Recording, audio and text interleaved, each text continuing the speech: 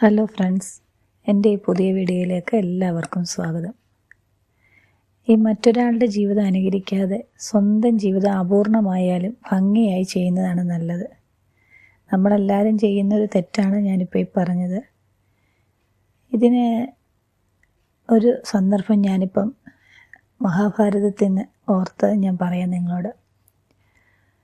ഈ കുരുക്ഷേത്ര യുദ്ധ സമയത്ത് അർജുനന് ആ യുദ്ധമൊക്കെ ചെയ്ത് തളർന്ന് ഒരു ഡിപ്രഷൻ മൂഡിൽ വിഷമിച്ചിരിക്കുകയാണ്.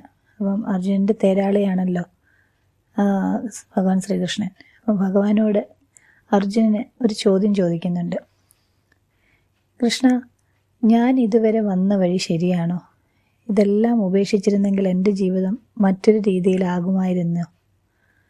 ഇതെല്ലാം വിട്ട് ശാന്തമായൊരു ജീവിതം എനിക്ക് തിരഞ്ഞെടുക്കാമായിരുന്നില്ലേ എന്നാണ് ചോദിക്കുന്നത്.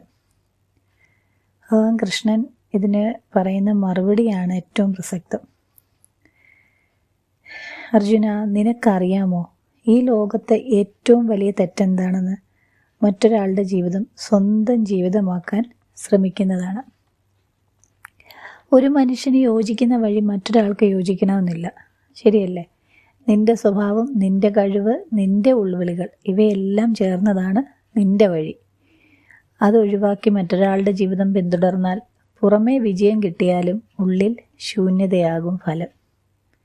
ഇത് നാം ഓരോരുത്തരും ചിന്തിക്കേണ്ട ഒരു കാര്യമാണ്.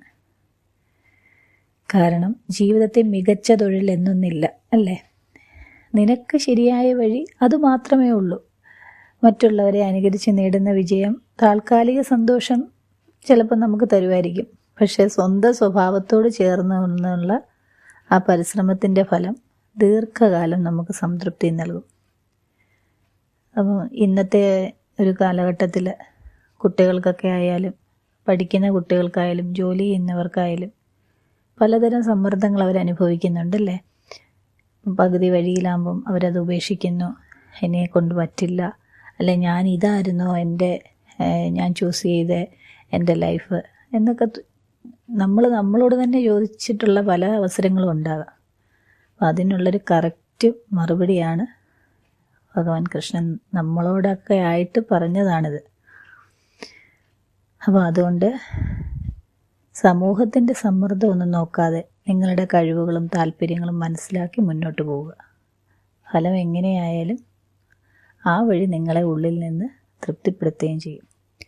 അപ്പം ആത്മസംതൃപ്തിയാണ് ഏറ്റവും വലുത്, വേറൊന്നും അതിനപ്പുറം ഇല്ല.